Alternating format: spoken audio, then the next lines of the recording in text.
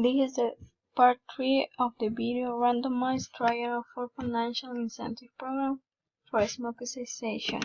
So we continue with the video. After 15 years, your risk of coronary heart disease is the same as a non-smoker. After 20 years, the risk of death from smoking-related causes is now that of a non-smoker. Good as new. Learn how to quit smoking and return your body to health. Visit quitsmoking.com. Everyone asking why I'm very passionate about smoking. I can tell you a simple reason. My father and my brother smoked, and I had a very bad feeling about smoking since I was a young boy. The sad part, that my brother died at age 46. It's very sad. That hit me very hard, that probably we did not do a good job educating the public, educating ourselves. I wish my brother learned about smoking. I wish, because he would be alive today. Now we continue.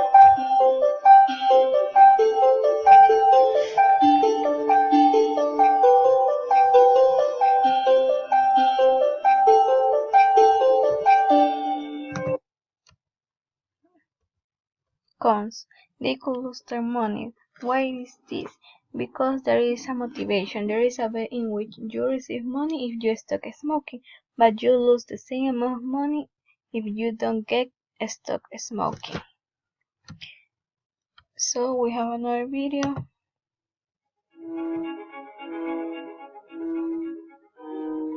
You know that smoking is bad for your body. You also know that the longer you smoke, the worse it is for your body. But what you may not know is how good it is for your body to quit smoking, and that the longer you go without smoking, the healthier your body becomes. After only 20 minutes from your last cigarette, your blood pressure, pulse rate, and the temperature of your hands and feet all return to normal. After 8 hours, the nicotine in your bloodstream reduces by 93.25%.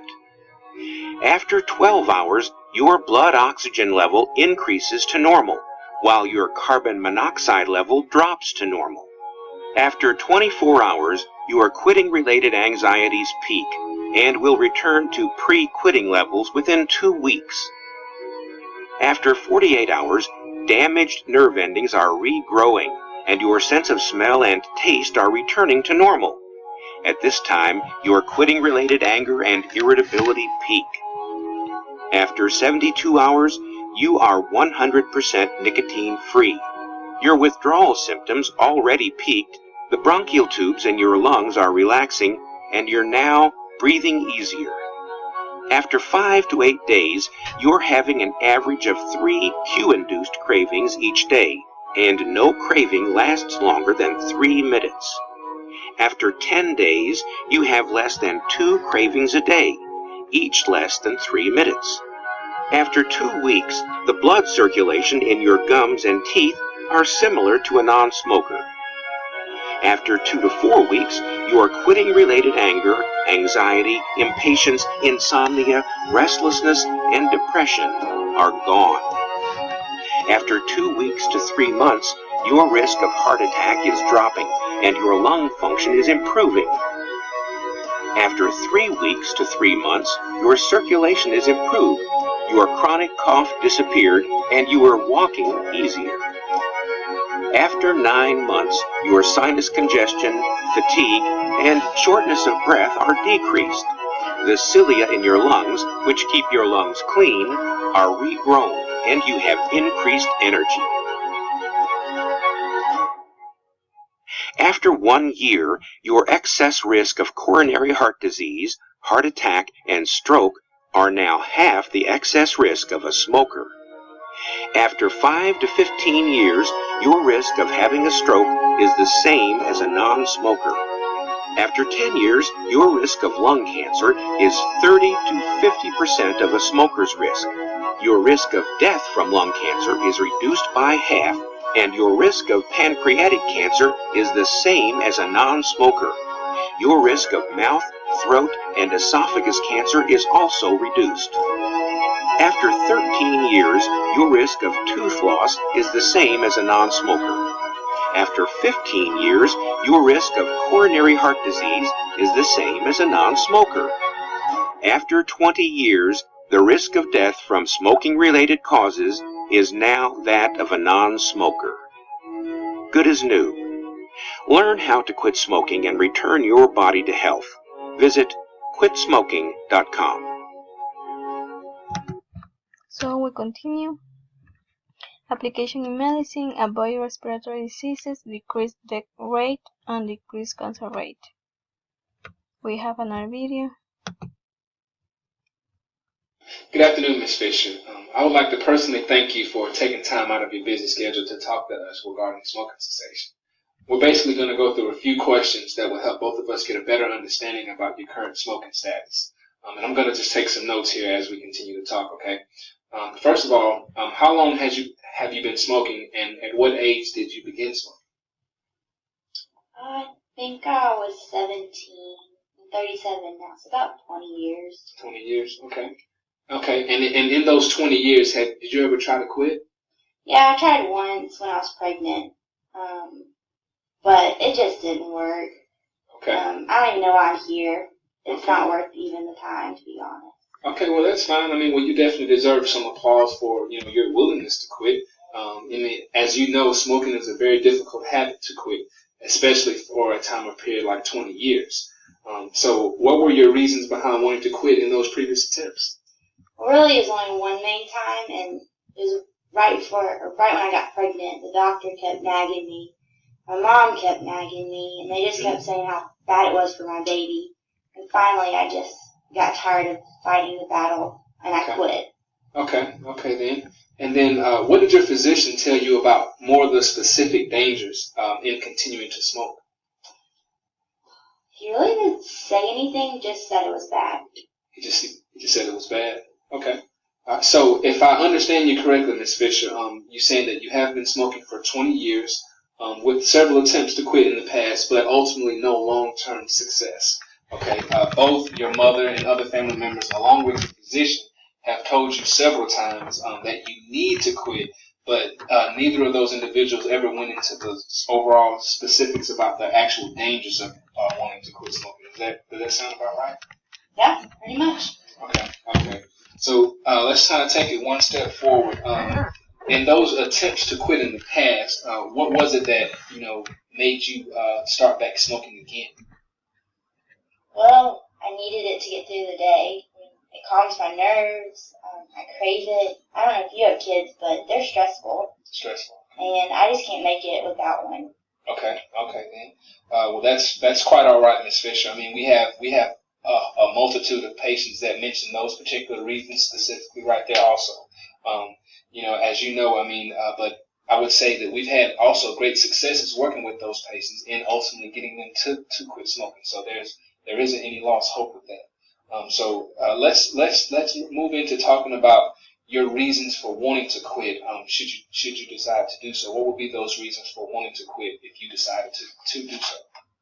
Well, I still think it's a lost cause, but I'm not sure, I guess. I mean, on TV it says it's bad for your health. My doctor says it's bad for my health. My mom says it's bad for my health, so I guess it's bad for my health. But I've smoked for so long, I don't notice anything. To me, it's what gets me through my day. Okay, then. Get you through the day. Okay. Well, tell me this. What was the longest period of time that you were able to quit in the past? Since you mentioned the previous quit attempts. It's the pregnancy, so about 9 months or so. I started back pretty much day one after my baby was born. Okay, wow, you were able to quit for 9 months. That's a pretty big accomplishment, Ms. Fisher. If you think about it, that's pretty much close to an entire year. Does that make sense? That that's a pretty long period of time, 1 whole year. I guess I didn't think about it. Okay. I believe it's safe to say that was a pretty tough decision considering the fact that you've been smoking for 20 years, right? Yeah. Okay. And so basically the fact that you were willing to take it upon yourself in the meantime to quit while you were pregnant, that speaks volumes of you, that would basically lead into my next question, into asking you what would have been the worst thing that could have happened to you if you had if you had started to quit smoking for good after your pregnancy? Yes, there's nothing bad. Nothing bad. Okay. Yeah. Okay. Well, I mean, in my opinion, I believe you're exactly right. You know, as you well know, I mean, the journey to quitting smoking is very difficult. But if you think about it, you yourself, you were able to quit for almost a year. You know, you were able to quit for 9 months. So just as you were able to quit during your pregnancy for the sake of your kids, you know, you can use that same sort of energy to want to have the desire to quit for the sake of your own health in order to see your kids grow up to be, you know, healthy individuals also. Okay? And that's really something to think about. So I guess my next question for you, Ms. Fisher, would be more like a scenario question. So if you can kind of roll with me on that. On the scale of 1 to 10, how important is it for you to consider thinking about quitting smoking sooner rather than later, with 1 being not important at all or 10 being the utmost and most important? Maybe 5. 5, okay. Well, why a 5 and not a 3 or a 4? Well, I mean, I guess you pointed out I did it for 9 months, cold turkey, so maybe I could do it again, but for longer, and this time for my health and not for my babies. Okay, all right. And that's a great point that you bring out to me, Ms. Fisher. I believe this gives us some great foundation. You know, should we decide to move forward with this, with this smoking cessation, if it's okay with you, I would really like to schedule another interview with you or another appointment with you where we can actually sit down and go into further detail about these other barriers that people face when they're smoking, and also share with you some of the great benefits that can come of quitting smoking. Would that be something that you would be interested in? I guess so, yeah. Okay. All right. Well, that would be great. I mean, I would like to thank you again for coming by, and we can schedule you an appointment for, I would say, in about 1 week. Does that work for you? Yeah, anytime I'm free. Okay. And in the meantime, I would like to kind of hand you this tobacco log right here. This isn't an attempt to help you quit. Rather, it would help us identify some specific triggers and identify triggers that you may face along the road to quitting smoking. Okay. Okay. All right, well, thank you very much, and you have a good rest of the day. Okay. Nice meeting you.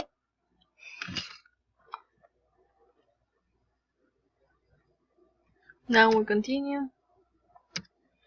In Ecuador, in our country, this strategy could be applied because it is an incentive to stop smoking and prove themselves they can take care of their health. We have another video. Good morning, Paige. Hello, how are you? Good. It's good to see you up and about. How are you feeling after your last little hospitalization? Well, it was pretty scary. I'm definitely improving, but I don't feel as well as I think I should.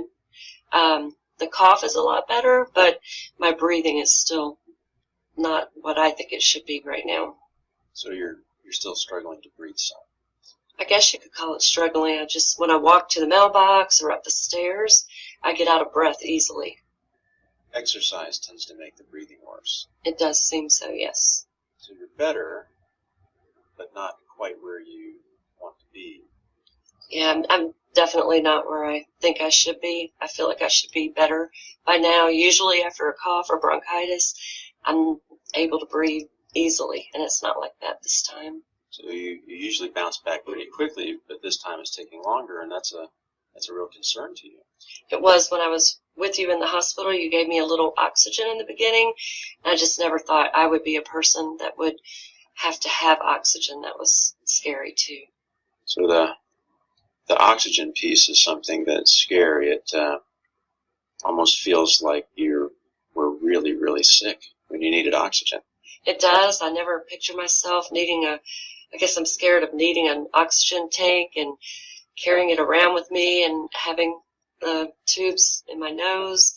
That I just don't see myself needing that. I always think of myself as being healthy. And now it seems like you may have some real or some permanent damage. That's what it seems like. Paige, would it be okay if we talked a little bit about your disease process? Sure. You know, with a flare-up of bronchitis like this, you very well may have done some damage to your lungs.